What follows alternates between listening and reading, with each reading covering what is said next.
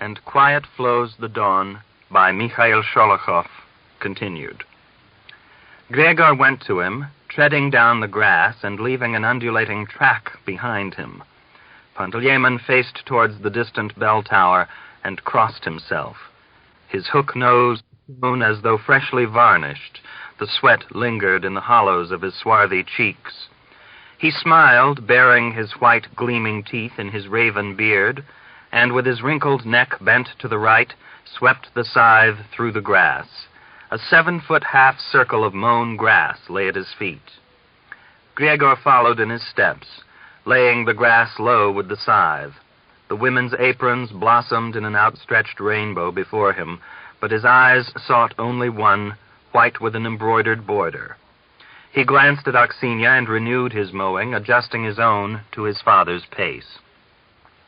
Aksenia was continually in his thoughts. Half closing his eyes, in imagination he kissed her shamelessly and tenderly, spoke to her in burning and speechless words that came to his tongue he knew not whence. Then he dropped this line of thought, stepped out again methodically. 1, 2, 3. His memory urged up fragments of the past. Sitting under the damp hayrick, the moon over the meadow, rare drops falling from the bush into the puddle. 1, 2, 3. Good. Ah, that had been good. He heard laughter behind him. He looked back. Darya was lying under the cart, and Aksenia was bent over her, telling her something. Darya waved her arms, and again they both laughed. I'll get to that bush, and then I'll drop my scythe, Gregor thought. At that moment he felt the scythe pass through something soft and yielding. He bent down. A little wild duckling went scurrying into the grass with a squawk. By the hole where the nest had been, another was huddled, cut into two by the scythe. He laid the dead bird on his palm. It had evidently only come from the egg a few days previously. A living warmth was still to be felt in the down. With a sudden feeling of keen compassion, he stared at the inert little ball lying in his hand. What have you found, Grishka? Dunya came dancing along the mown alley, her pigtails tossing on her breast. Frowning, Gregor threw away the duckling and angrily renewed his mowing. After dinner, the women began to rake the hay. The cut grass sunned and dried, giving off a heavy, stupefying scent. Dinner was eaten in haste. Fat meat and the Cossacks' standby, sour milk. Such was the entire repast. No point in going home, Panteleimon said after dinner. We'll turn the bullocks to graze in the forest, and tomorrow, as soon as the dew is off the grass, we'll finish the mowing. Dusk had fallen when they stopped for the day. Aksenia raked the last rows together and went to the cart to cook some millet mash. All day she had laughed evilly at Gregor, gazing at him with eyes full of hatred, as though in revenge for some great unforgettable injury. Gregor, gloomy and brooding, drove the bullocks down to the Don for water. His father had watched him and Aksenia all day. Staring unpleasantly after Gregor, he said, Have your supper and then guard the bullocks. See they don't get into the grass. Take my coat. Darya laid the child under the cart and went into the forest with Dunya for brushwood. Over the meadow, the waning moon mounted the dark, inaccessible heaven. Moths sprinkled around the fire like early snow. The millet boiled in the smoky field pot. Wiping a spoon with the edge of her underskirt, Darya called to Gregor, Come and have your supper. His father's coat flung around his shoulders, Gregor emerged from the darkness and approached the fire. What has made you so bad-tempered? Darya smiled. He doesn't want to watch the bullocks, Dunya laughed, and sitting down by her brother, she tried to start a conversation. But somehow her efforts were unsuccessful. Panteleimon sipped his soup and crunched the undercooked millet between his teeth. Aksenia ate without lifting her eyes, smiling half-heartedly at Darya's jokes. Her burning cheeks were flushed troubledly. Gregor was the first to rise. He went off to the bullocks. The fire burnt low. The smoldering brushwood wrapped the little group in the honey scent of burning leaves. At midnight, Gregor stole up to the camp and halted some 10 paces away. His father was snoring tunefully on the cart. The unquenched embers stared out from the ash with golden peacock's eyes. A gray, shrouded figure broke away from the cart and came slowly towards Gregor. When 2 or 3 paces away, it halted. Aksinia.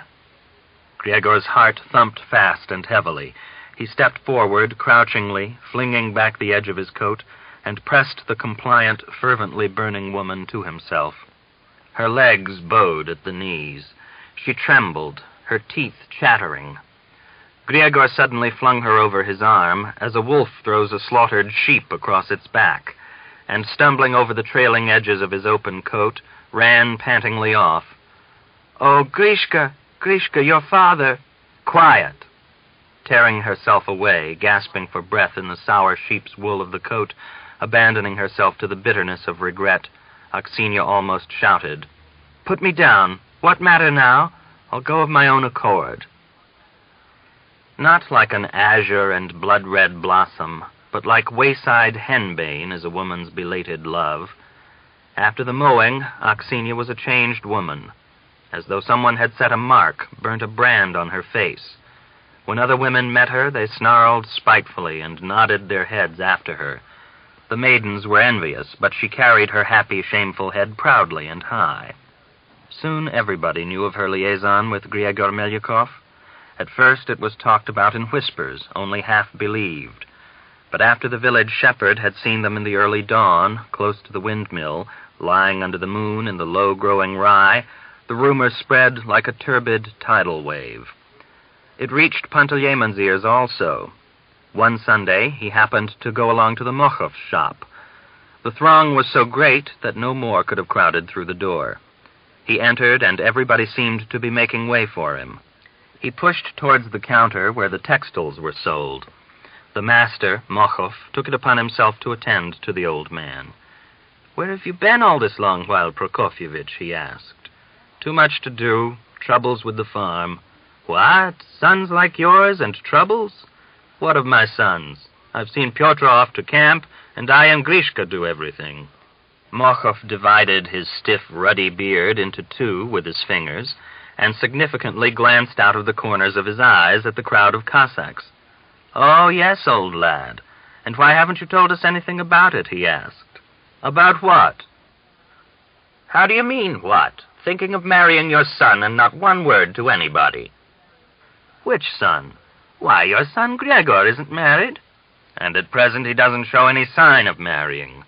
"But I've heard that your daughter-in-law's going to be Stepan Astachov's Aksinia." "What? With her husband alive? Why, Platonich, surely you're joking, aren't you?" Panteleimon stuttered. "Joking? But I've had it from others." Panteleimon smoothed out the piece of material spread over the counter, then turning sharply, limped towards the door. He made straight for home. He walked with his head bowed as usual, pressing his fingers into his fist, hobbling more obviously on his lame leg. As he passed the Astachovs' hut, he glanced through the wattle fence. Aksinia, swaying from the hips, spruce and looking younger than ever, was going into the hut with an empty bucket. "Hey, wait!" he called, and pushed through the wicket gate. Aksinia halted and waited for him. They went into the hut. The cleanly swept earthen floor was sprinkled with red sand. On the bench in the corner were pasties fresh from the oven. From the kitchen came the smell of fusty clothes and sweet apples. A large-headed tabby cat came up to make a fuss of Panteleymon's legs. It arched its back and rubbed itself against his boots. He sent it flying against the bench and shouted, "What's all this I hear, huh? Your husband's traces not yet cold, and you already setting your cap at other men? I'll make my Grishka's blood flow for this, and I'll write to your Stepan. Let him hear of it. You whore! Your bitch of a mother didn't beat you enough. Don't set your foot inside my yard from this day on. Carrying on with a young man, and when Stepan comes, and me too." Aksinia listened with eyes contracted, and suddenly she shamelessly swept up the edge of her skirt, enveloped Panteleimon in the smell of women's clothes, and came breasting at him with writhing lips and bared teeth. "What are you to me, old man, huh? Who are you to teach me? Go and teach your own fat-bottomed woman. Keep order in your own yard, you limping, stump-footed devil. Clear out of here. Don't foam at me like a wild boar. You won't frighten me. Wait, you fool. There's nothing to wait for. Get back where you came from. And if I want your Grishka, I'll eat him, bones and all. Chew that over. What if Grishka does love me? You'll punish him. You'll write to my husband. Write to the Ataman if you like, but Grishka belongs to me. He's mine. Mine. I have him, and I shall keep him. Aksenia pressed against the quailing Panteleimon with her breast. It beat against her thin jacket like a bustard in a noose. Burnt him with the flame of her black eyes, overwhelmed him with more and more terrible and shameless words. His eyebrows quivering, the old man retreated to the door, groped for the stick he had left in the corner, and waving his hand, pushed open the door with his bottom. Aksenia pressed him out of the porch, pantingly, frenziedly, shouting, "All my life I'll love him. Kill him if you like. He's my Grishka. Mine." Gurgling something into his beard, Panteleimon limped off to his hut. He found Gregor in the kitchen. Without saying a word, he brought his stick down over his son's back. Doubling up, Gregor hung on his father's arm. "What's that for, father?" he demanded. "For your goings-on, you son of a bitch." "What goings-on?" "Don't soil your neighbor. Don't disgrace your father. Don't run after women, you hound." Panteleimon snorted, dragging Gregor around the kitchen as his son tried to snatch away the stick. "I'm not going to let you beat me," Gregor cried hoarsely, and setting his teeth, he tore the stick out of his father's hand. Across his knee it went, and snap. "I'll whip you publicly, you accursed son of the devil. I'll wed you to the village idiot. I'll geld you," his father roared. At the sound of fighting, the old mother came running. "Panteleimon, Panteleimon, cool down a little. Wait," she exclaimed. But the old man had lost his temper in earnest. He sent his wife flying, overthrew the table with the sewing machine on it, and victoriously flew out into the yard. Gregor, whose shirt had been torn in the struggle, had not had time to fling it off when the door banged open, and his father appeared once more like a storm cloud on the threshold. "I'll marry him off, the son of a bitch." He stamped his foot like a horse and fixed his gaze on Gregor's muscular back. "I'll drive tomorrow to arrange the match. To think that I should live to see my son laugh in my face." "Let me get my shirt on and get me married after," Gregor retorted. I'll marry you to the village idiot." The door slammed, the old man's steps clattered down the stairs, and died away. Beyond the village of Sholokhov, the carts with tarpaulin covers stretched in rows across the steppe. At unbelievable speed, a white-roofed and neat little town grew up, with straight streets and a small square in the center where sentries kept guard. The men lived the usual monotonous life of a training camp. In the morning, the detachment of Cossacks guarding the grazing horses drove them into the camp. Then followed cleaning, grooming, saddling, the roll call, and muster. The staff officer in command of the camp bawled stentoriously. The military commissary bustled around. The sergeants training the young Cossacks shouted their orders. They were assembled behind a hill for the attack. They cunningly encircled the enemy. They fired at targets. The younger Cossacks eagerly vied with one another in the saber exercises. The old hands dodged the fatigues. About a week before the breakup of the camp, Ivan Tamilin's wife came to visit him. She brought him some homemade cracknel, an assortment of dainties, and a sheaf of village news. She left again very early in the morning, taking the Cossacks' greetings and instructions to their families and relations in the village. Only Stepan Astachov sent no message back by her. He had fallen ill the evening before, had taken vodka to cure himself, and was incapable of seeing anything in the whole wide world, including Tamilin's wife. He did not turn up on parade. At his request, the doctor's assistant let his blood, setting a dozen leeches on his chest. Stepan sat in his undershirt against one wheel of his cart, making the white linen casing of his cap oily with cart grease, and with gaping mouth watched the leeches sucking at his swollen breasts and distending with dark blood. Tamilin approached. He winked. "Stepan, I'd like a word with you," he said. "Well, get on with it." "My wife's been here on a visit. She left this morning." "Ah." "There's a lot of talk about your wife in the village." "What?" "Not pleasant talk, either." "Well?" "She's playing about with Gregor Melyukov, quite openly. Turning pale, Stepan tore the leeches from his chest and crushed them underfoot. He crushed them to the very last one, buttoned up his shirt, and then, as though suddenly afraid, unbuttoned it again. His blenched lips moved incessantly. They trembled, slipped into an awkward smile, shriveled, and gathered into a livid pucker. Tamilin thought Stepan must be chewing something hard and solid. Gradually, the color returned to his face. The lips, caught by his teeth, froze into immobility. He took off his cap, smeared the grease over the white casing with his sleeve, and said aloud, "Thank you for telling me. I just wanted to warn you. You won't mind." Tamilin, commiserately, clapped his hands against his trousers and went off to his horse. Stepan stood for a moment, staring fixedly and sternly at the black smear on his cap. A half-crushed, dying leech crawled up his boots. In 10 more days, the Cossacks would be returning from camp. Aksenia lived in a frenzy of belated, bitter love.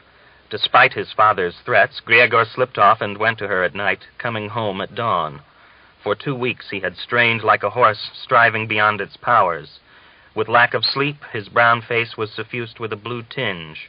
His tired eyes gazed wearily out of their sunken sockets.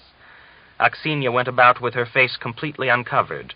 The deep pits under her eyes darkened funereally.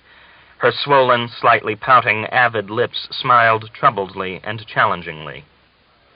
So extraordinary and open was their mad association, so ecstatically did they burn with a single shameless flame, neither conscience-stricken nor hiding their love from the world, that people began to be ashamed to meet them in the street. Gregor's comrades, who previously had chaffed him about Aksenia, now silently avoided him or felt awkward and constrained in his company.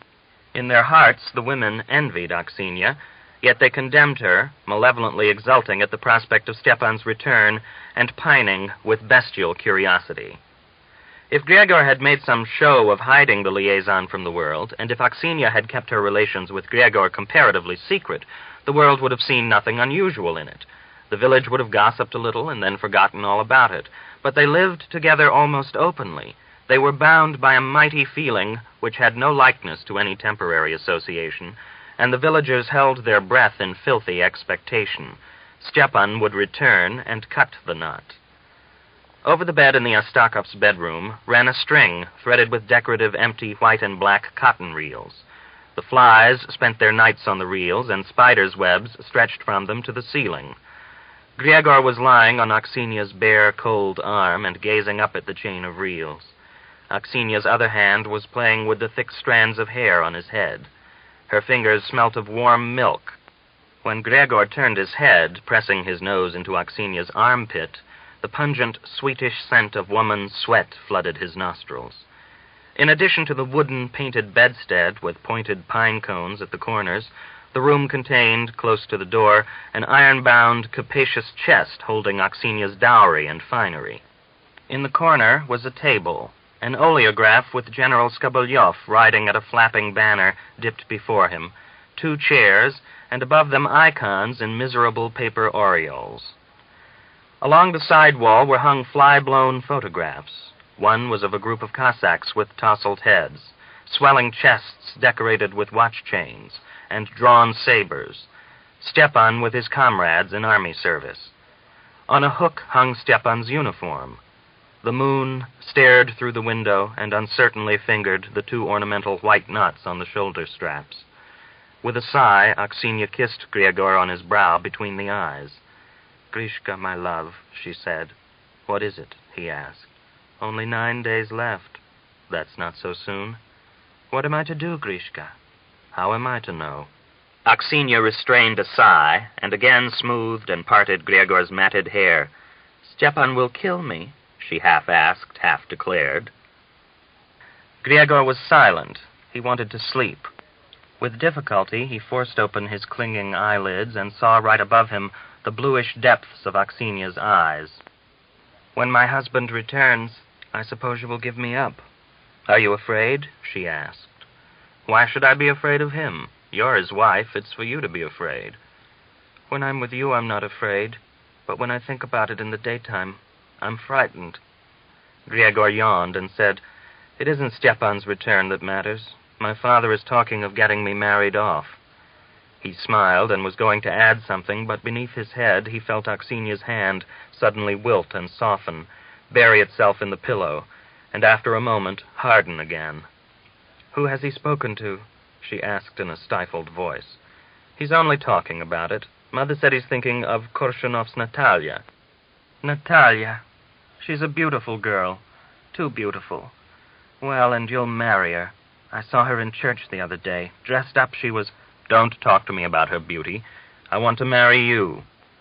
Aksinia sharply pulled her arm away from under Gregor's head and stared with dry eyes at the window. A frosty yellow mist was in the yard. The shed cast a heavy shadow. The crickets were chirruping.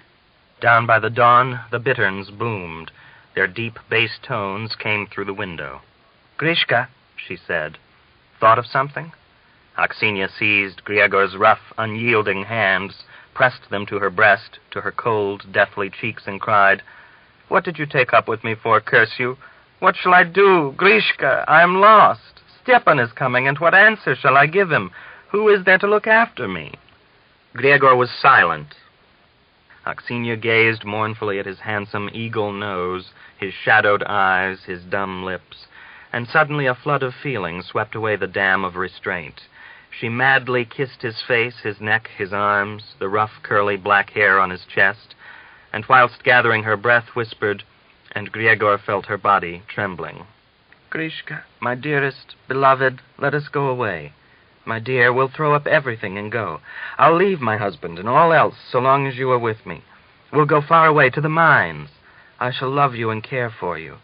I have an uncle who is a watchman at the Paramonov mines. He'll help me. Grishka, say just one little word." Gregor lay thinking, then unexpectedly opened his burning Asiatic eyes. They were laughing, blinding with derision. "You're a fool, Aksinia, a fool.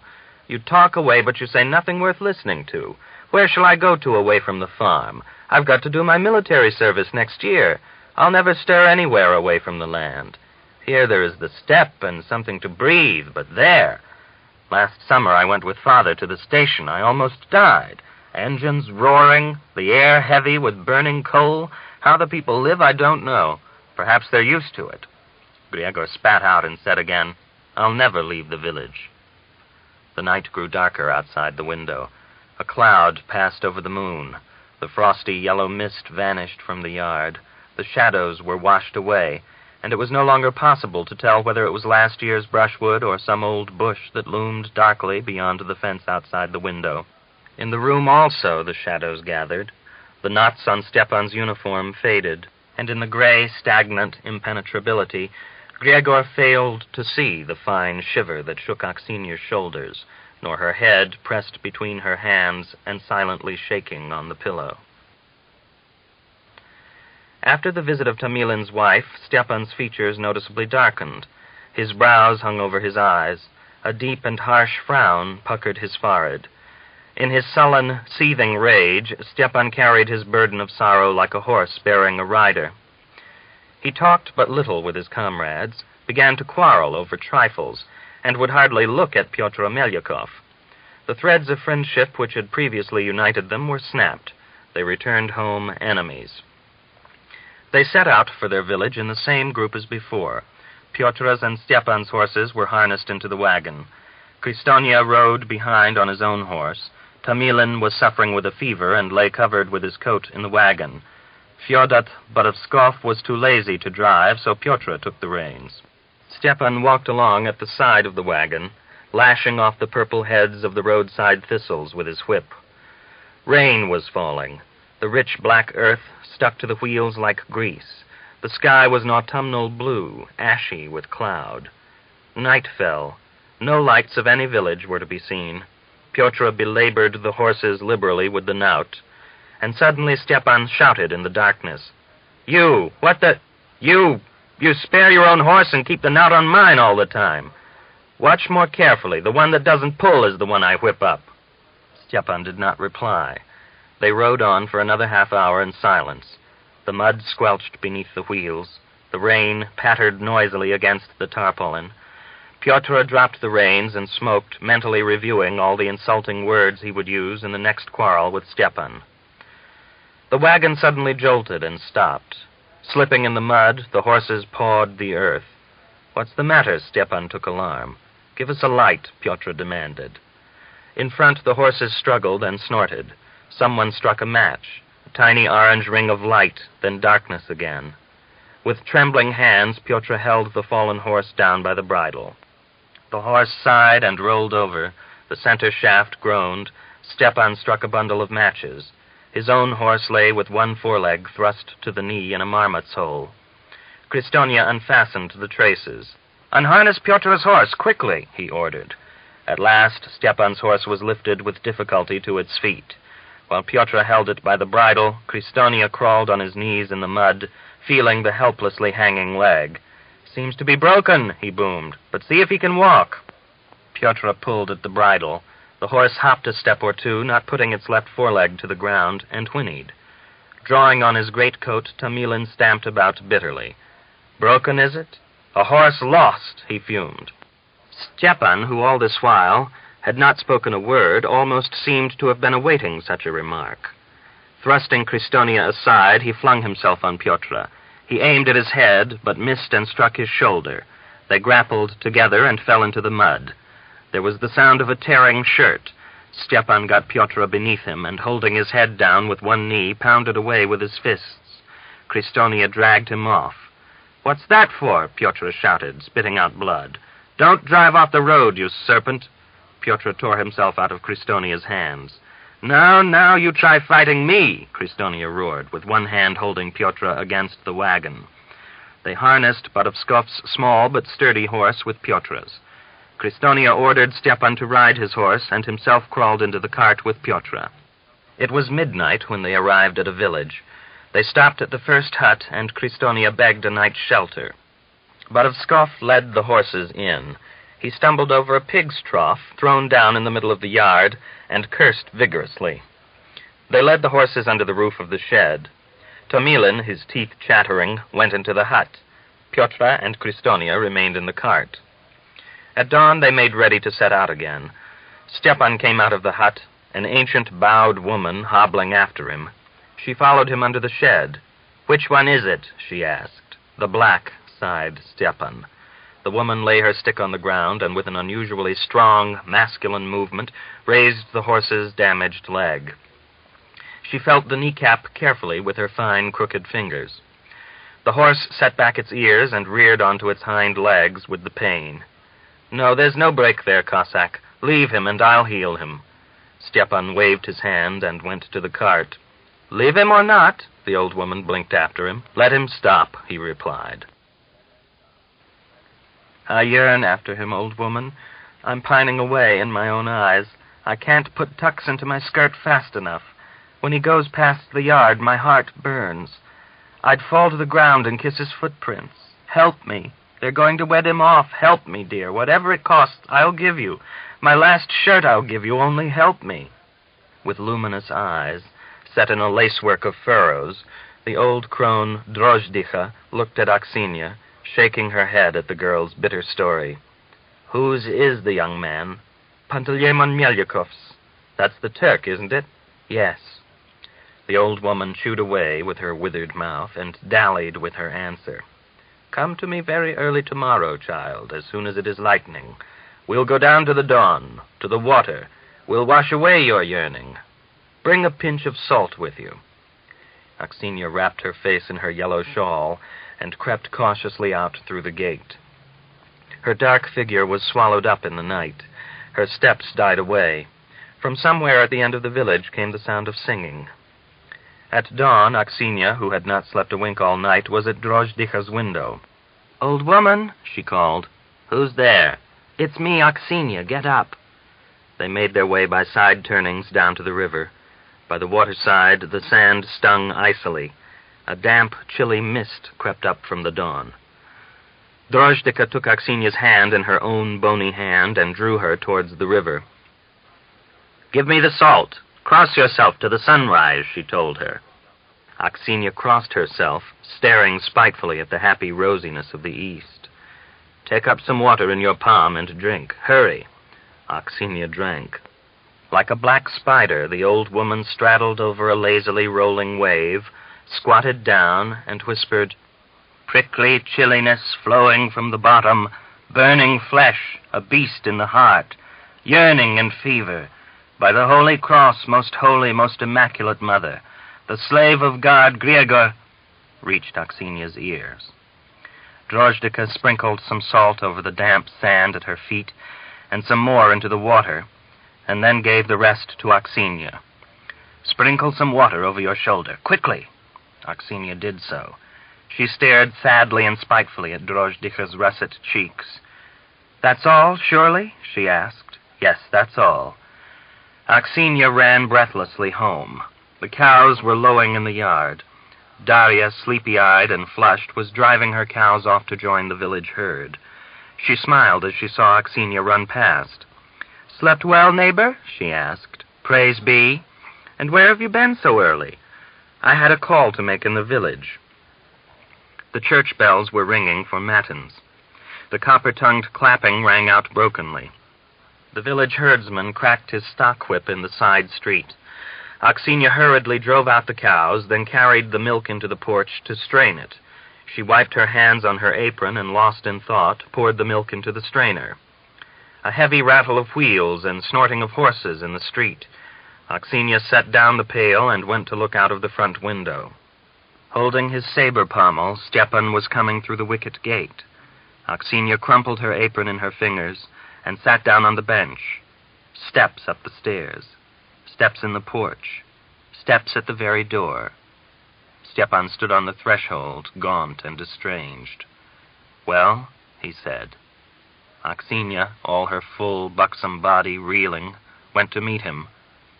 "Beat me," she said slowly, and stood sideways to him. "Well, Aksenia?"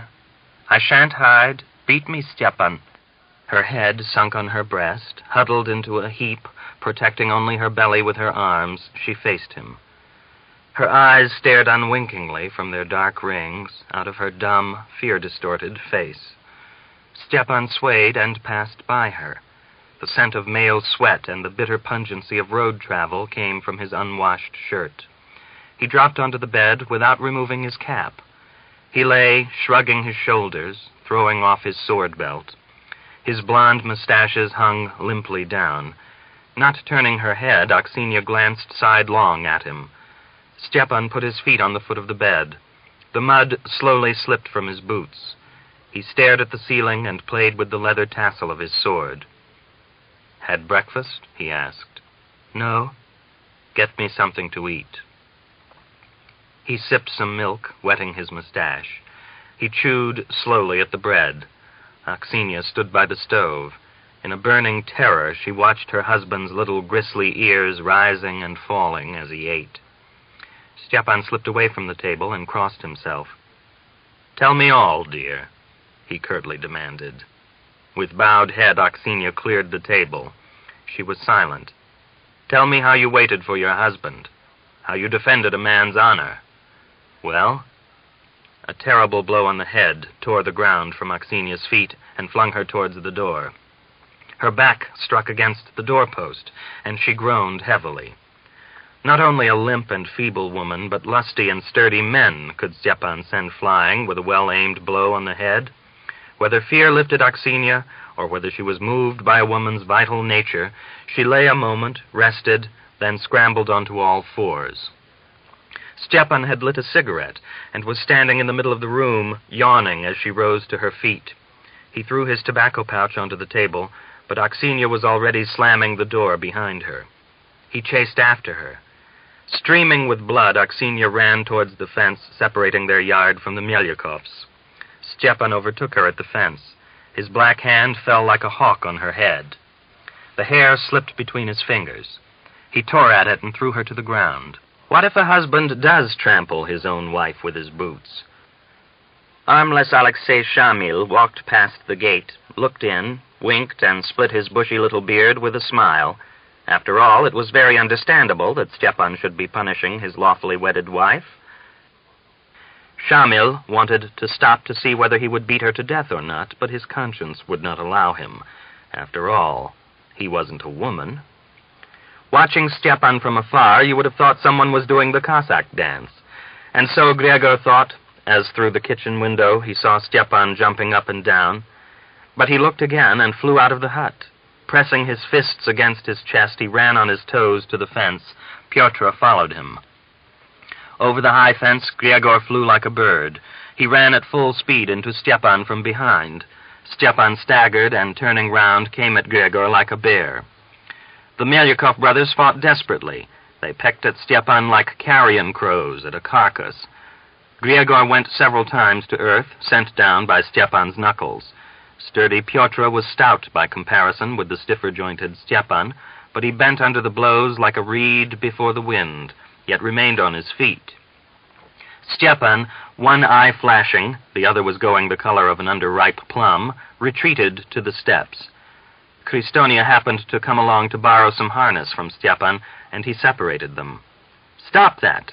He waved his arms. "Break away or I'll report it to the ataman." Pyotr cautiously spat blood and half a tooth into his palm and said hoarsely, "Come on, Gregor. We'll catch him some other time." "Don't you try lying in wait for me," Stepan threatened from the steps. All right. And know all right about it, or I'll pull your guts out, soul and all. Is that serious or joking?" Stepan came swiftly down the steps.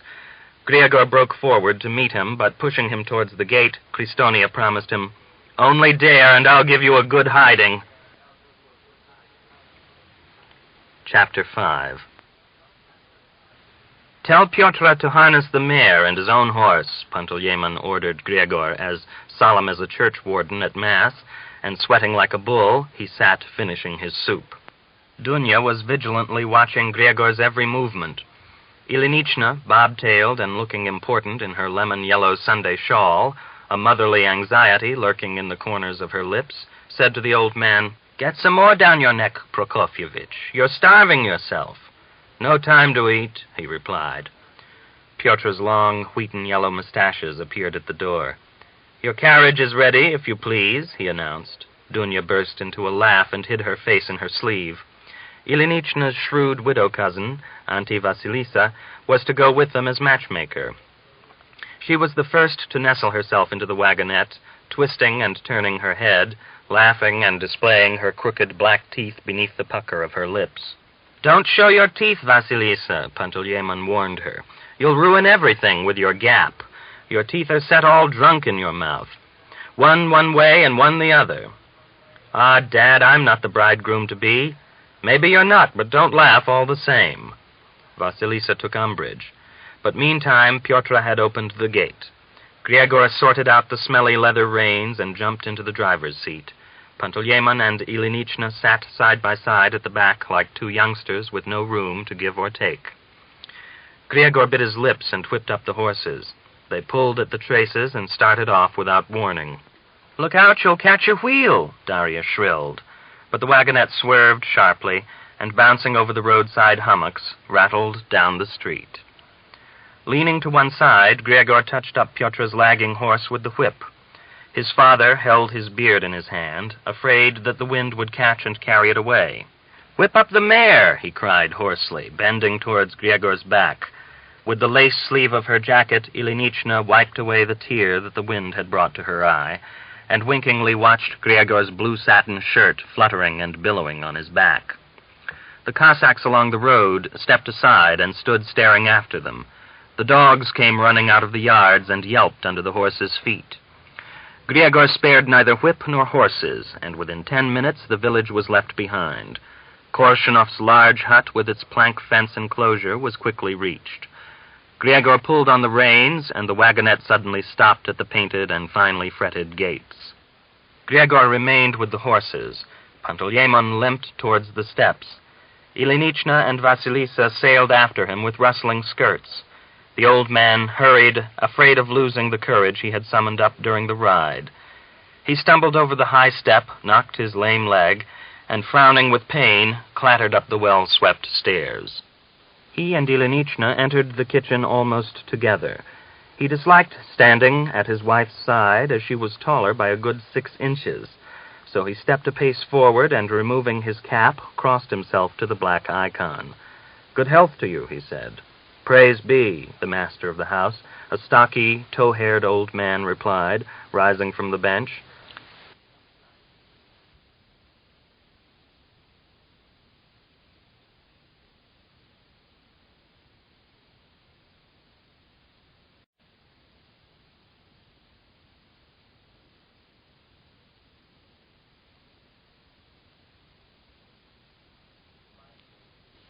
And Quiet Flows the Dawn, by Mikhail Sholokhov, continued. "Praise be," the master of the house, a stocky, tow-haired old man, replied, rising from the bench. "Some guests for you, Miran Grigoryevich," Panteleimon continued. "Guests are always welcome. Maria, give the visitors something to sit on." His elderly, flat-chested wife wiped non-existent dust from 3 stools and pushed them towards the guests. Panteleimon sat down on the very edge of one and mopped his perspiring brow with his handkerchief. "We've come on business," he began, without beating about the bush. At this point, Ilinichna and Vasilisa, pulling up their skirts, also sat down.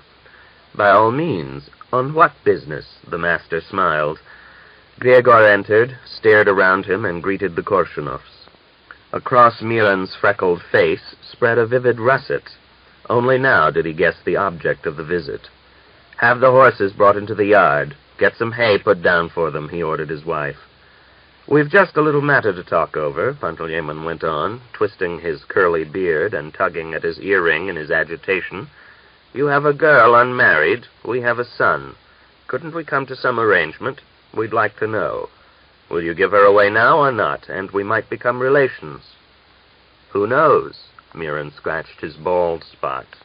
"I must say we weren't thinking of giving her in marriage this autumn. We've our hands full with work here, and she's not so very old.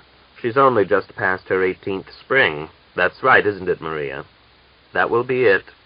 "She's the very age for marriage," Vasilisa joined in. "A girl soon gets too old." She fidgeted on her stool, prickled by the besom she had stolen from the porch, and thrust under her jacket. Tradition had it that matchmakers who stole the girl's besom were never refused. "Proposals came for our girl away back in early spring. Our girl won't be left on the shelf. We can't grumble to the good God. She can do everything in the field or at home," Korshunov's wife replied. "If a good man were to come along, you wouldn't say no," Panteleimon broke into the women's cackle. "It isn't a question of saying no," the master scratched his head. "We can give her away at any time." The negotiations were on the point of breaking down. Panteleimon began to get agitated, and his face flooded with beetroot juice, while the girl's mother clucked like a sitting hen shadowed by a kite. But Vasilisa intervened in the nick of time. She poured out a flood of quiet, hurrying words, like salt on a fire, and healed the breach.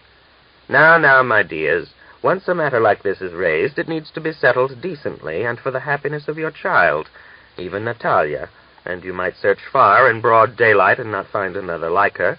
Work burns in her hands. What a handy woman. What a housewife.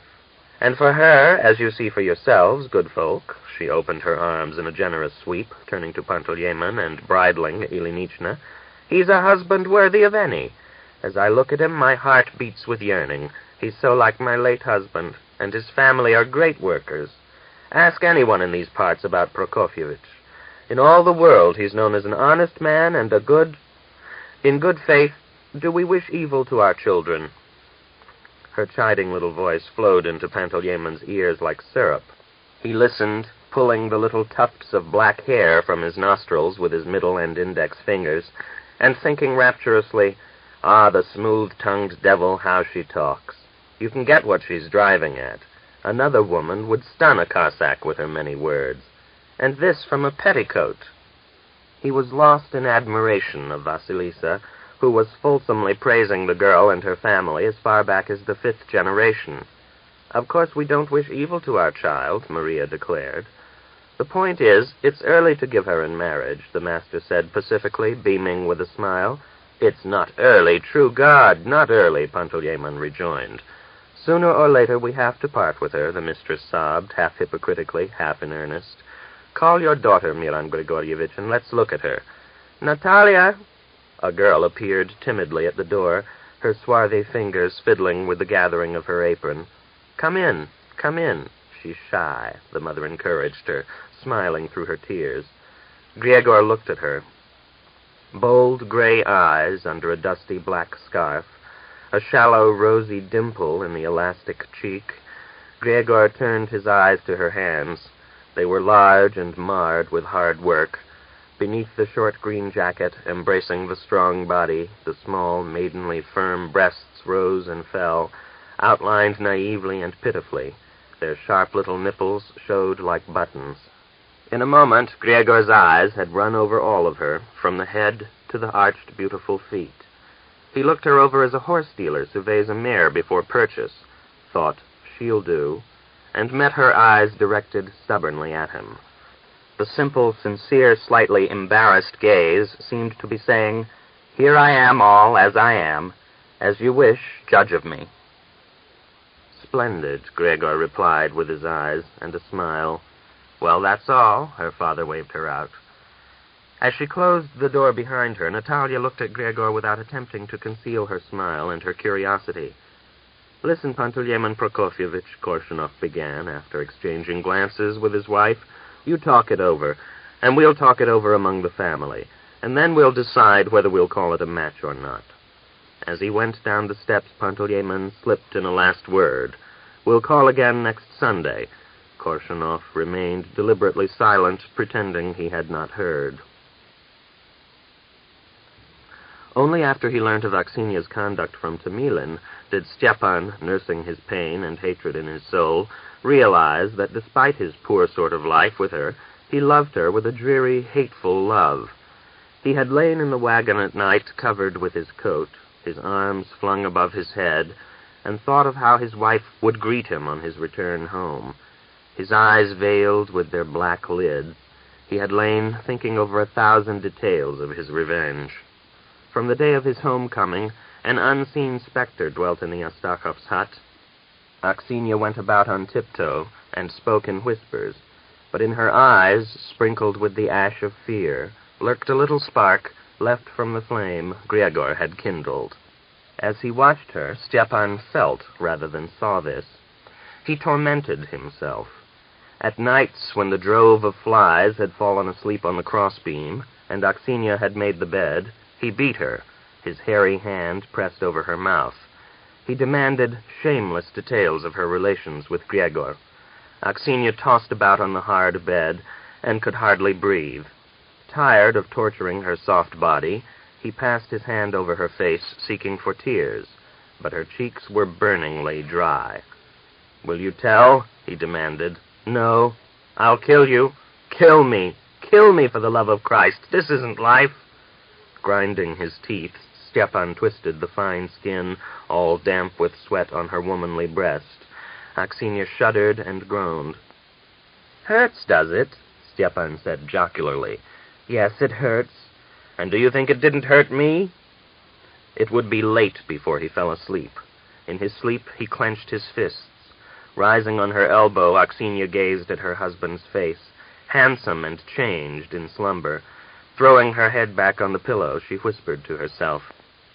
She hardly saw Gregor now. She happened to meet him once down by the Don. Gregor had driven the bullocks down to drink, and was coming up the slope, waving a switch and watching his steps. Aksinia was going down to the Don. She saw him and felt the yoke of the buckets turn cold in her hands, and the blood boil in her veins. Afterwards, when she recalled the meeting, she found it difficult to convince herself that it had really happened. Gregor noticed her when she was all but passing him. At the insistent scrape of the buckets, he raised his head. His eyebrows quivered, and he smiled, stupidly. Aksinia gazed right through his head at the green waves of the Don, and beyond to the ridge of sandy headland. "Aksinia," he called. She walked on several paces and stood with her head bent as though before a blow. Angrily whipping a lagging bullock, he said without turning his head, "When is Stepan going out to cut the rye?" "He's getting ready now." "See him off, then go to our sunflower patch and I'll come along after." Her pails scraping, Aksenia went down to the Don.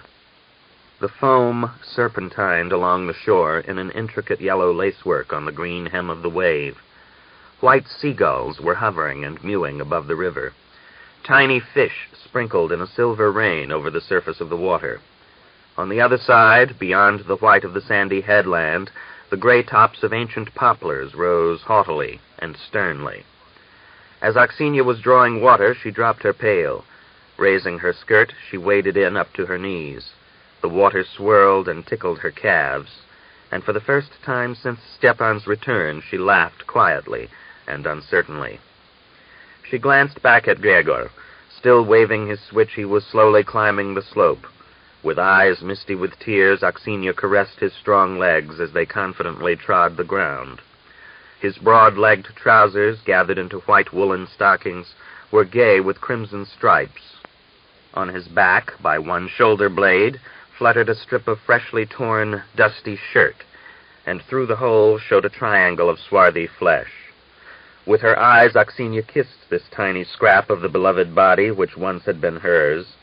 The tears fell over her pallid, smiling lips.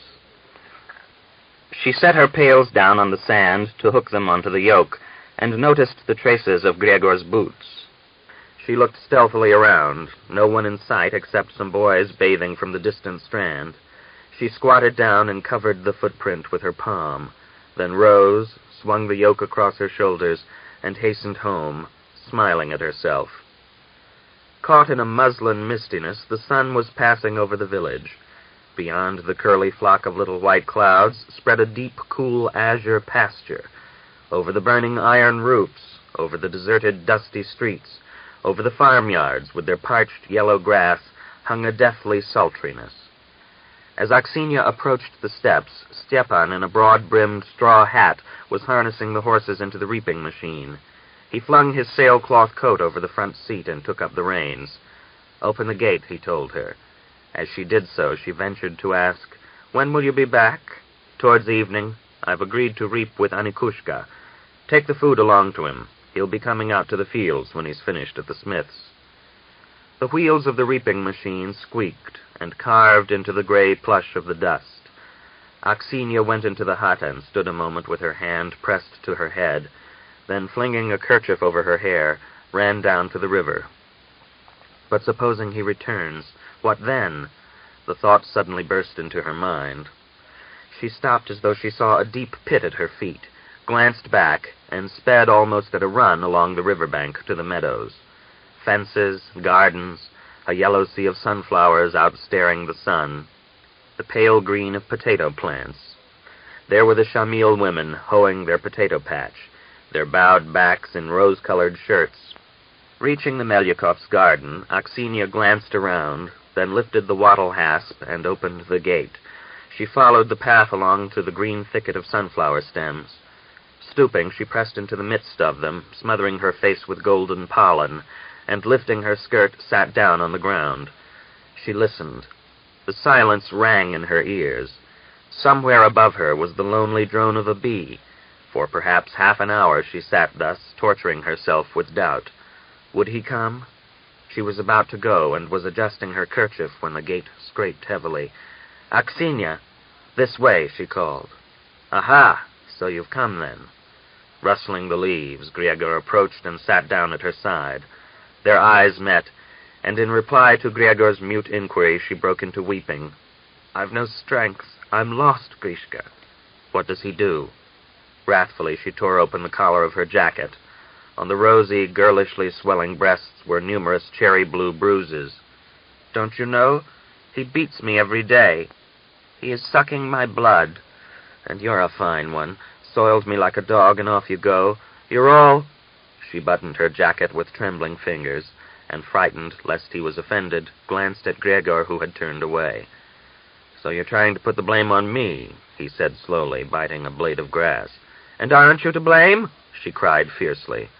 "A dog doesn't worry an unwilling bitch." Aksenia hid her face in her hands. The strong, calculated insult came like a blow. Frowning, Gregor glanced sidelong at her. A tear was trickling between her first and middle fingers. A broken, dusty sunray gleamed on the transparent drop and dried its damp trace on her skin. Gregor could not endure tears. He fidgeted in disquiet, ruthlessly brushed a brown ant from his trousers, and glanced again at Aksenia. She sat without changing her position, but 3 runnels of tears were now chasing down the back of her hand. "What's the matter? Have I offended you?"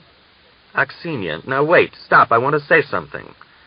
She tore her hands from her face. "I came here to get advice. What did you come for? It's bitter enough as it is. And you, I didn't come to fasten myself on you. Don't be afraid," she panted. At that moment she really believed that she had not come to fasten herself on Gregor, but as she had run along by the dawn, she had vaguely thought, "I'll talk him over. Who else am I to live with?" Then she had remembered Stepan, and had obstinately shaken her head, driving away the troublesome thought. "So our love is done with?" Gregor asked, and turned onto his stomach, supporting himself on one elbow and spitting out the rosy petals of the flower he had been chewing. "How, done with?" Aksenia took alarm. "How?" she insisted, trying to look into his eyes. He turned his eyes away. The dry, exhausted earth smelt of moisture and sun. The wind rustled among the sunflower leaves. For a moment the sun was darkened, overcast with a fleeting cloud, and over the steppe, over the village, over Aksenia's moody head, fell a smoky shadow. Gregor sighed. His sigh was like that of a horse with a sore throat, and lay on his back, warming his shoulders against the hot soil. "Listen, Aksenia," he began slowly, "I've got an idea. I've been thinking." Through the garden came the creaking sound of a cart and a woman's voice. "Gee up, bald head!" To Aksenia the call seemed so close that she dropped full length to the ground. Raising his head, Gregor whispered, "Take your kerchief off. It shows up. They mayn't have seen us."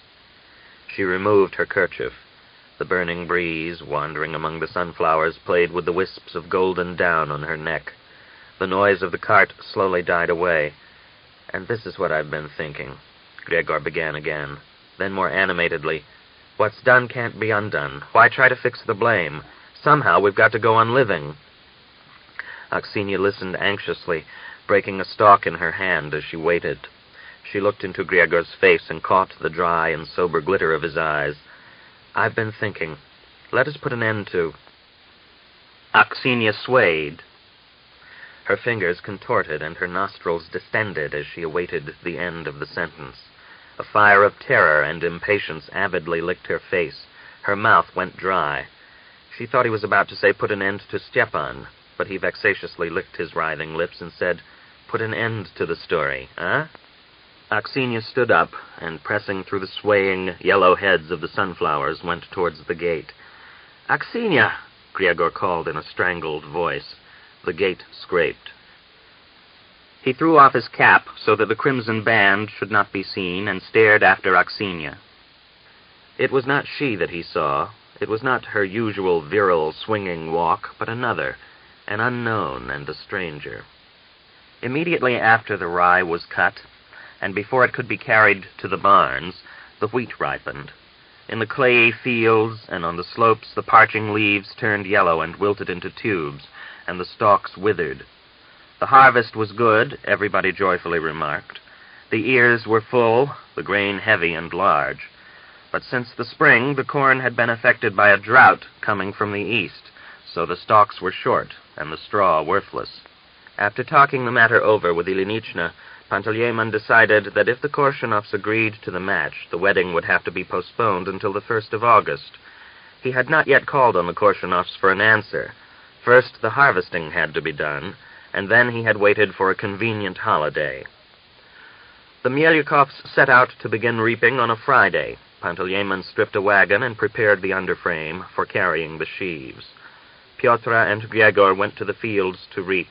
Pyotr rode, and Gregor walked alongside. Gregor was moody, and knobs of flesh went quivering up from the lower jaw to his cheekbones. Pyotr knew this to be a sure sign that his brother was seething and ready for a quarrel, but, smiling behind his wheaten mustache, he set to work to tease Gregor. "God's truth, she told me herself," he declared. "Well, what if she did?" Gregor muttered, chewing the down of his mustache. As I'm on my way back from town, she says, I hear voices in the Melyukov sunflower patch. Pyotr, stop it. Yes, voices, and I glanced through the fence. Griegor blinked, and he went gray. Will you stop it, or won't you? He demanded. You're a queer lad. Let me finish. I warn you, Pyotr, we shall come to blows, Griegor threatened, falling behind. Pyotr raised his eyebrows and turned round in his seat to face Griegor. I glanced through the fence, and there I see them, the two lovers, lying in each other's arms, she says. Who? I asked, and she answers, why, Aksenia and your brother. I say, seizing the handle of a pitchfork lying at the back of the reaping machine, Griegor flung himself at his brother. Pyotr dropped the reins, leapt from his seat, and sprang in front of the horses. Pah! The devil! He exclaimed. He's gone by me. Pah! Just look at him. Baring his teeth like a wolf, Griegor threw the pitchfork at his brother. Pyotr dropped to his hands and knees, and flying over him, the pitchfork buried its points a couple of inches into the earth and stuck upright, whanging and quivering. Scowling, Pyotr caught at the bridles of the startled horses and swore lustily. You might have killed me, you swine. Yes, and I would have killed you. You're a fool, a mad devil. You're your father's son, all right, you true Turk. Griegor pulled the pitchfork out of the ground and followed after the reaping machine. Pyotr beckoned to him with his finger. Come here. Give me that pitchfork, he ordered. He passed the reins into his left hand and took the pitchfork by the prongs. Then, with the handle, he struck Griegor across the spine. A strap would have been better, he grumbled, keeping his eyes on Griegor, who had leapt away. After a moment or two, they lit cigarettes, stared into each other's eyes, and burst into peals of laughter. Christonia's wife, who was driving home along another road, had seen Griegor attack his brother. She stood up in her wagon, balancing precariously on the rye sheaves, but she could not see what happened, as the Melyukovs' reaping machine and horses were between her and the brothers. Hardly had she reached the village street when she cried to a neighbor, Klimovna, run and tell Prokofievich the Turk that his boys have been fighting with pitchforks close to the Tartar mound. Griegor jabbed Pyotr in the side with the fork, and then Pyotr gave him... The blood poured out. It was horrible. Meantime, the brothers had begun reaping. Pyotr was growing hoarse with bawling at the tired horses, and Griegor, his dusty foot resting on the transom, was pitchforking the swaths off the reaper. Reaping was in progress all over the steppe. The blades of the machines rattled and groaned. The steppe was spotted with swaths of corn. Mimicking the drivers, the marmots whistled in the hollows. 2 more lengths and we'll stop for a smoke, Pyotr shouted above the noise of the machine. Griegor nodded. He could hardly open his parched lips. He gripped his pitchfork closer to the prongs in order to get a better leverage on the heavy swaths, and breathed spasmodically. A bitter perspiration poured down his face and stung in his eyes like soap. Halting the horses, they had a drink and a smoke. There's someone riding a horse pretty hard along the road, Pyotr remarked. Shading his eyes with his palm, Griegor stared and raised his eyebrows in astonishment. It's father, surely. You're mad. What could he be riding? We've got both horses here. It's him, God's truth, it's father. The rider drew nearer, and after a moment he could be seen clearly. Yes, it's father. Pyotr began to dance in anxious surprise. Something happened at home. Griegor gave expression to the thought troubling them both. When still 100 yards away, Panteleimon reined his horse in. I'll thrash you, you sons of a bitch, he yelled, waving his leather whip above his head. What on earth? Pyotr was completely flabbergasted and thrust half his mustache into his mouth. Get the other side of the reaper. By God, he'll lash us with that knout. While we're getting to the bottom of it, he'll whip our guts out. Griegor smiled, putting the machine between himself and his father. The foaming horse came over the swaths of corn at a trot, his feet knocking against the horse's sides, for he was riding bareback. Panteleimon shook his whip. What have you been up to out here, you children of the devil? He demanded. We've been reaping, as you can see. Pyotr swept his arms around, nervously eyeing the whip. Who's been sticking which with the fork? What have you been fighting about? Turning his back on his father, Griegor began in a loud whisper to count the clouds. What fork? Who's been fighting? Pyotr looked his father up and down. Why, she came running, the daughter of a hen, and shrieking, your boys have stuck each other with pitchforks. What do you say to that? Panteleimon shook his head ecstatically and, dropping the reins, jumped off his horse. "I borrowed a horse and came out at a gallop, eh?" "Who told you all this?" Pyotr asked. "A woman." "She was lying, Father. She must have been asleep in her wagon and dreamt it." "A petticoat again," Panteleimon half shouted, half whistled, slobbering down his beard. "That hen Klimovna. My God, I'll whip the bitch." He danced with rage. Shaking with silent laughter, Gregor kept his eyes fixed on the ground. Pyotr did not remove his eyes from his father, who was stroking his perspiring brow. Panteleimon danced to his heart's content and then calmed down. He took the seat of the reaping machine and reaped a couple of lengths, then mounted his horse and rode back to the village. He left his forgotten whip lying on the ground. Pyotr picked it up and swung it appraisingly, remarking to his brother, "We'd have had a bad time, young man. This isn't a whip. It could have maimed you, brother. It could cut your head clean off." The Korshunovs had the reputation of being the richest family in the village of Tatarsk. They had 14 pairs of bullocks, horses, mares from stud farms, 15 cows, innumerable other cattle, a flock of several hundred sheep. Their iron-roofed house was as good as that of Mokov the merchant. It had 6 paneled rooms. The yard was paved with new and handsome tiles. The garden covered a good 3 acres. What more could man want? So it was rather timidly and with secret reluctance that Panteleimon had paid his first visit to the Korshunovs to propose the match. The Korshunovs could find a much richer husband than Gregor for their daughter. Panteleimon knew this and was afraid of a refusal. He did not like to go begging to Korshunov, but Ilinichna ate into him like rust into iron, and at last she overcame the old man's obstinacy. So he drove one day to the Korshunovs for an answer, heartily cursing Gregor and Ilinichna and the whole wide world. Meantime, beneath the painted iron roof of the Korshunovs' hut, a burning dissension had arisen.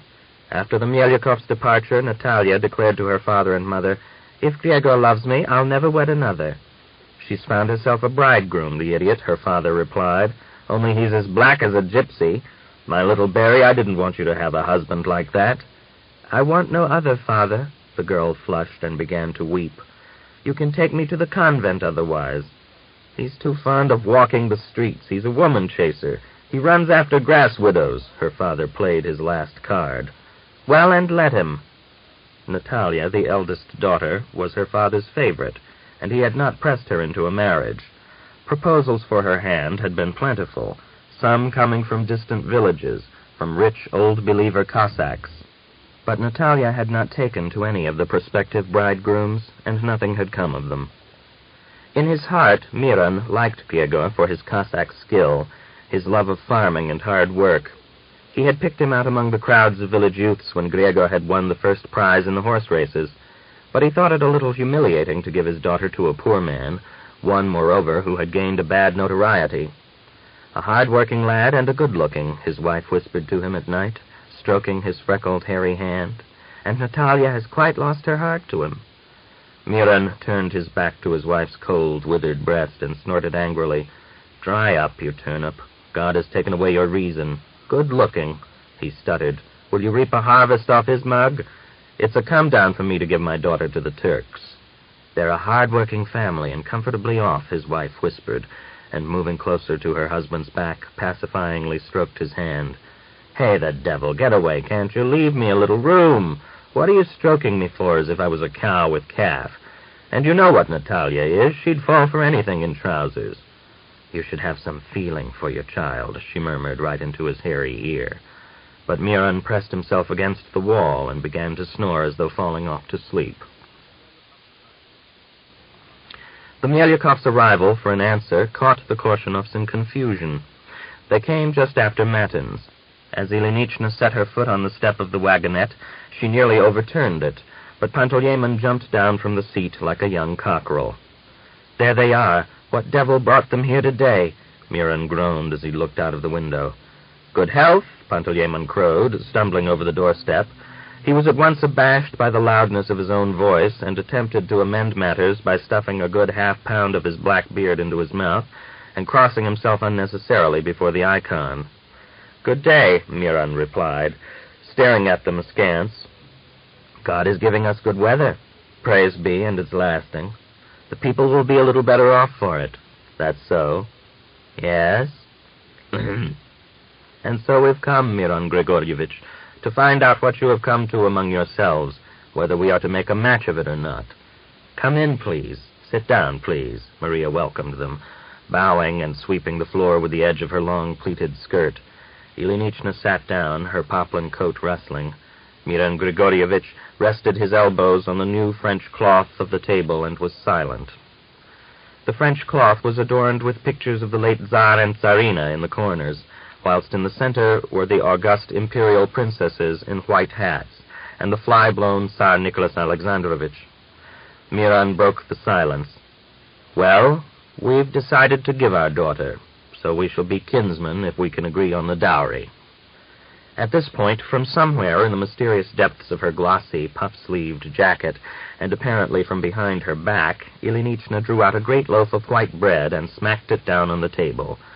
For some unknown reason, Panteleimon wanted to cross himself, but his withered talon fingers, set to the appropriate sign and raised half the requisite distance, suddenly changed their form. Against its master's will, the great black thumb slipped unexpectedly between the index and middle fingers, and the shameless bunch of fingers stealthily slipped behind the open edge of his blue overcoat and drew out a red-headed bottle. Blinking excitedly, Panteleimon glanced at Miron's freckled face and caressingly slapped the bottle's broad bottom. And now, dear friends, we'll offer up a prayer to God and drink and talk of our children and the marriage agreement, he proposed. Within an hour, the two men were sitting so close together that the greasy rings of Melyakov's beard were groping among the straight red strands of Korshunov's. Panteleimon's breath smelt sweetly of pickled cucumbers as he argued over the amount of the marriage settlement. "My dear kinsman," he began in a hoarse whisper. "My dearest kinsman," he repeated, raising his voice to a shout. "Kinsman," he roared, baring his great blunt teeth, "your demands are far too heavy for me to stand. Think, dear kinsman, think how you are trying to shame me. Gaiters with galoshes, 1, a fur coat, 2, 2 woolen dresses, 3, a silk kerchief, 4. That means ruin to me." Panteleimon opened his arms wide. Miron drooped his head and stared at the French cloth, flooded with spilt vodka and pickled cucumber water. He read the inscription, written in a sportive scroll at the top, "The Russian Autocrats." He brought his eyes lower. His Imperial Majesty and Sire, Emperor Nicholas. A potato skin lay over the rest. He stared at the picture. The Emperor's features were not visible. An empty vodka bottle stood on them. Blinking reverently, Miron attempted to make out the style of the rich uniform with its white belt, but it was thickly covered with slippery cucumber seeds. The Empress stared self-satisfiedly out of a broad-brimmed hat, surrounded by the circle of insipid daughters. Miron felt so affronted that tears almost came to his eyes. "You look very proud now, like a goose staring out of a basket, but wait till you have to give your daughters away to husbands. Then I shall stare and you'll flutter," he thought. Panteleimon droned on into his ear like a great black bumblebee. He raised his tearfully misty eyes and listened. "In order to make such a gift in exchange for your, and now we can say our, daughter, these gaiters and galoshes and fur coats, we shall have to drive a cow to the market and sell it." "And do you begrudge it?" Miron struck the table with his fist. "It isn't that I begrudge it. Do you begrudge it? Wait, kinsman. And if you do begrudge it, the devil take you." Miron swept his perspiring hand over the table and sent the glasses to the floor. "A cow sold from the yard." Panteleimon shook his head. "There has to be a gift. She has a dowry chest of her own, and you take heed of what I say if you've taken to her. That's our Cossack custom. That's how it was of old, and we stick to the old ways. I do take heed. Take heed? I do take heed. And let the youngsters fend for themselves. We've fended for ourselves, and we live as well as anybody. Let them do the same."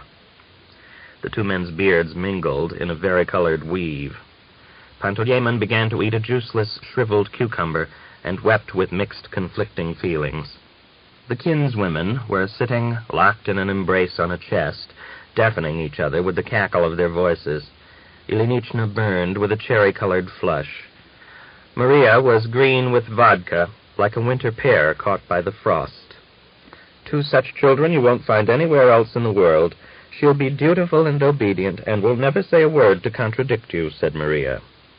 "My dear," Ilinichna interrupted her, supporting her cheek with her left hand and holding her left elbow in her right hand, "so I've told him, I don't know how many times, the son of a swine. He was getting ready to go out the other Sunday evening, and I said to him, 'When will you throw her over, you accursed heathen? How long have I got to go on standing this shame in my old age? That Stepan will stop your little game one fine day.'" Mitka stared into the room through the door crack, and below him Natalia's two younger sisters whispered to each other. Natalia herself was sitting in the farther room, wiping her tears on the tight sleeve of her jacket. She was afraid of the new life opening before her, oppressed by the unknown. In the front room, the third bottle of vodka was finished. It was decided to bring the bridegroom and bride together on the 1st of August. The Korshunovs' hut hummed like a beehive with the bustle of preparations for the wedding. Underclothes were hurriedly sewn for the bride. Natalia sat every evening knitting her bridegroom the traditional gloves and scarf of goat's wool. Her mother sat till dusk bent over a sewing machine, assisted by a hired seamstress. When Mitka returned with his father and the hands from the fields, he did not stop to wash or pull off his heavy farming boots, but went to keep Natalia company. He found great satisfaction in tormenting his sister. "Knitting?" he would ask briefly, nodding at the scarf. "Yes, what of it? Knit away, you idiot, but instead of being grateful to you, he'll break your nose." "What for?" "Oh, I know Gregor. He's a friend of mine. He's that sort. He'll bite and not say what it's for." "Don't tell lies. You think I don't know him?" "But I know him better. We went to school together." Natalia grew angry, choked down her tears, and bent a miserable face over the scarf. "But the worst of all is he's got consumption. You're a fool, Natalia. Throw him over. I'll saddle the horse and ride over and tell them."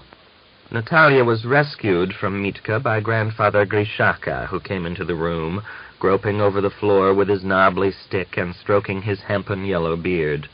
Poking his stick into Mitka's side, he asked, "What are you doing here, eh?" "I came to pay a visit, Granddad," Mitka said apologetically. "To pay a visit? Well, I tell you to get out of here. Quick, march." Granddad Grishaka had walked the earth for 69 years. He had taken part in the Turkish campaign of 1877, had been orderly to General Gurko, but had fallen into disfavor and been sent back to his regiment. He had been awarded 2 medals and the Cross of St. George for distinction under fire at Plyevna and Rositz, and now, living with his son, enjoying the universal respect of the village for the clarity of his mind, his incorruptible honesty, and his hospitable ways, he was spending his few remaining years turning over memories. In the summer he sat from dawn till dusk on the ledge in front of the hut, drawing his stick over the ground, his head bowed. The broken peak of his cap threw a dark shade over his closed eyes. The black blood flowed sluggishly through the fingers curved over his stick, through the swollen veins on his hands. "Are you afraid to die, Granddad?" Natalia would ask. The old man twisted his withered neck as though working it free of the stiff collar of his uniform coat, and shook his greenish-gray whiskers. "I wait for death as I would for a dear guest. It's time. I've lived my days. I've served my Tsars and drunk vodka enough in my day," he replied with a smile. Natalia would stroke her grandfather's hand and leave him still bowed, scraping in the earth with his stick. He took the news of Natalia's approaching marriage with outward calm, but inwardly he grieved and was furious. At table, Natalia always gave him the choicest pieces. She washed his linen, mended and knitted his stockings, his trousers and shirts. And so, when the old man heard the news, he gave her harsh, stern looks for a couple of days. "The Melyukovs are famous Cossacks. I served in the same regiment as Prokofiev. But what are his grandsons like, eh?" he asked Miron. "They're not too bad," Miron replied evasively. "That Gregor's a disrespectful lad. I was coming from the church the other day, and he passed me without a word of greeting. The old men don't get much respect these days. Well, so long as Natalia likes him." He took almost no part in the negotiations. He came out of the kitchen and sat down at the table for a moment or two, drank a glass of vodka, and then, feeling himself getting drunk, went off again. For 2 days he silently watched the happy Natalia, then evidently softened in his attitude.